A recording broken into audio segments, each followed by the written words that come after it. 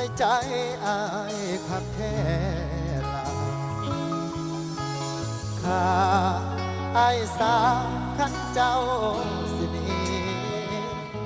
อายทนเห็นเจ้าจากอายบ่ได้อีหลีหากันดีดีวันนี้คือสิจากไปบอกเอิ้นลากันแน่บ่เจ้ายิ้มไอ้เงาเอากับน้ำตามาให้ความหวังแล้วก็มายังจากไปบ่ลาตั้งเมื่อนั้นที่คบกันมาไอ้อยากรู้ว่าน้องขึ้นจังไงแล้วที่ผ่านมาสิให้เอิ้นว่าฐานะเอียแล้วเรื่องเคยหวังมันหาจากทางสักทีอุตส่าห์แท้แต่เจ้ามาเฮ็ดกับอายจังสิก็เจ็บละน้อคนดีกินทั้งทีมีไผ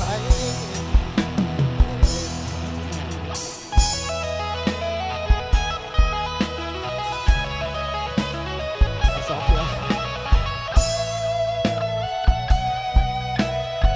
ขอบใจทุกฝ่ายเลย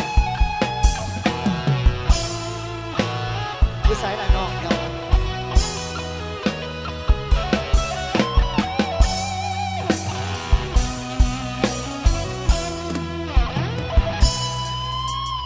น้องบ่เป็นอายบ่ฮู้ดอก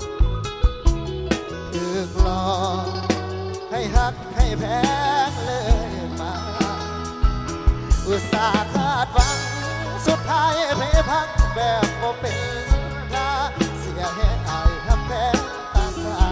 เจ้าบ่หัวสาจากลายไปแล้วที่ผ่านมาสิให้เอิ้นว่าฐานะอีหยังแล้วเรื่องเคยหวังสิตั้งหาทางสันติอุตส่าห์แค่แต่เจ้ามาเฮ็ดกับอายจังสิก็เจ็บละน้อคนดีที่คิดทั้งที่มีไปก็เจ็บละน้อคนดีที่คิดทั้งที่มีไผยิ้มแย้มขอบใจเด้อขอบใจสุขทุกคนรางวัลนำใจขอบใจผู้เบาขอเพลงมานำผลงานเพลงเก่าๆมันมาเอิญมาอย่างบางยาหันเอาขอฝากผลงานเพลงใหม่น้ำแดงกันแล้วกันเด้อบอกกล้าทำเอาก็ปล่อยได้หา6 มือผู้จักกันก็บ่ได้หลายวันปานใดดอกน้องแต่หัวใจอ้ายมันจังจองคือทอดเขาตอนใดเว้านำกระทั่งเคินทั้งอายตอนเจ้าเงียบไปก็ใจหายใจเหงาสงสัยเฮาหลงฮักเขาแล้วหนอใจแต่ละมือได้แต่จับมือเธอส่องเฟซแนวเดียว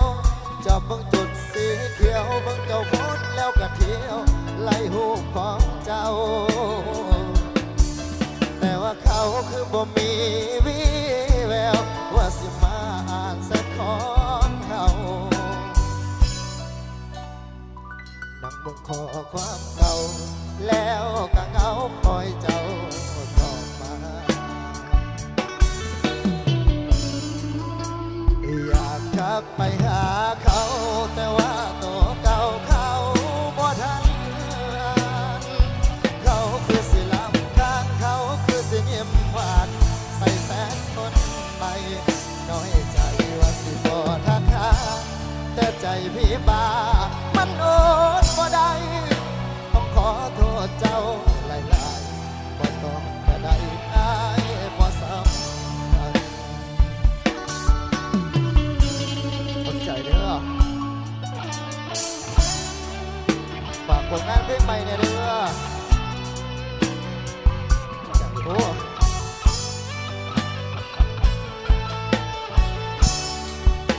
มาจับมือซื้อๆกันได้ดอก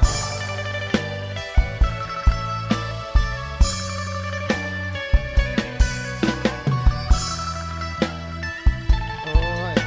ใจเด้อผู้บ่นอคนคอยมันแน่น้อ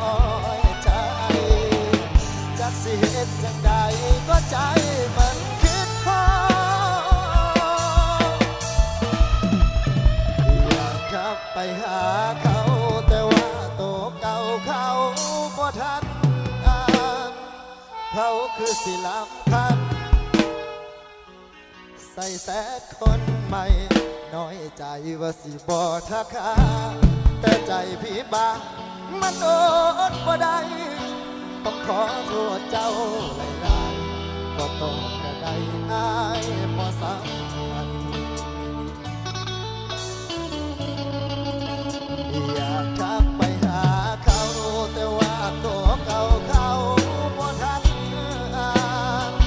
เขาคือสิลำคาญเขาคือสิยิ้มหวานใส่แสดคนใหม่น้อยใจว่าสิบ่ทักหาแต่ใจพี่บ้ามันอดบ่ได้ต้องขอโทษเจ้า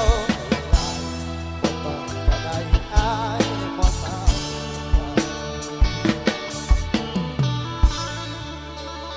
ขอบใจเด้อเอาฟังผลงานเพลงซาไปแล้วเอาแนวเดฟอนในฮอนสักคนอาจารย์ดนตรีขอฝากเงินหน่อยเด้อเอาไปรับเดินเก่าๆ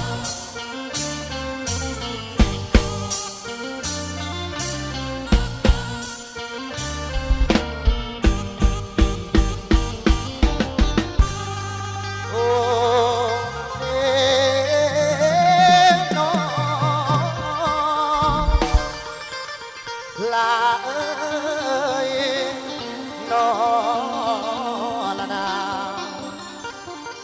งามแท้นอน้องงามหลายลูกสาวเพิ่นอายนี่คิดอยากได้เอามือไว้ให้แม่แย้งเด้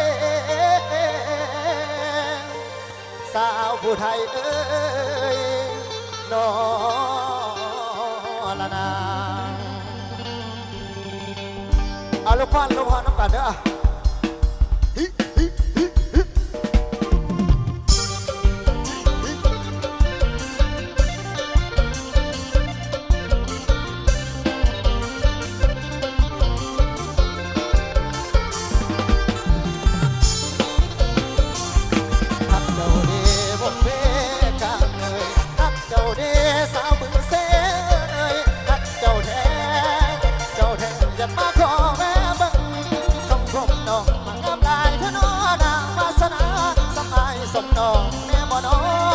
หัวใจไอ้ทั้งสี่ห้อง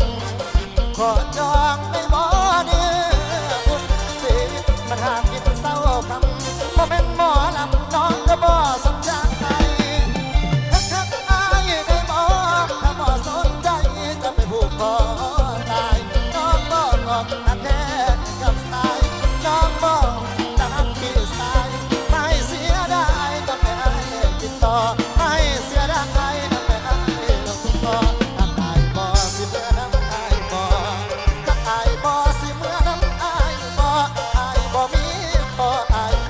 แม่ขันมาไอเด้อสิเมื่อน้ำไอบ่ตายคนไอบ่แดงตายสะแข็งตายบ่จมตายเอาหูบนเอ็นตายเอาตีนจมน้ำตายให้เจ้าสุนเย็นลาคำแพงไอเด้อโอ้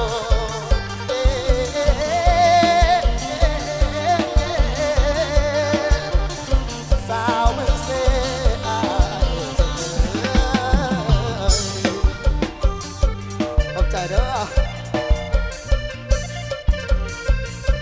ผมก่อนก็จับมือซื้อๆกันได้ดอก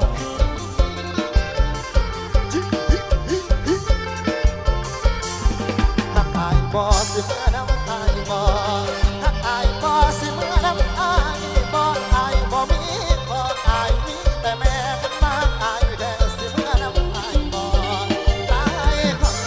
อายบ่แดงตายสะแข็งอายบ่จมตายเอาหูมนดินตายเอาตีจุ่มน้ำตายให้เจ้าสมเย็นลาต้องแพ้ตายเนี่ยโอ้เด้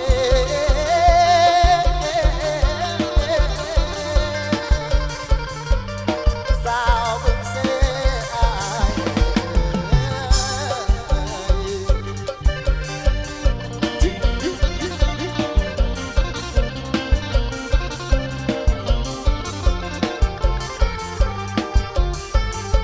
เอามอบหน้าที่ให้นักร้องท่านต่อไปกันแล้ว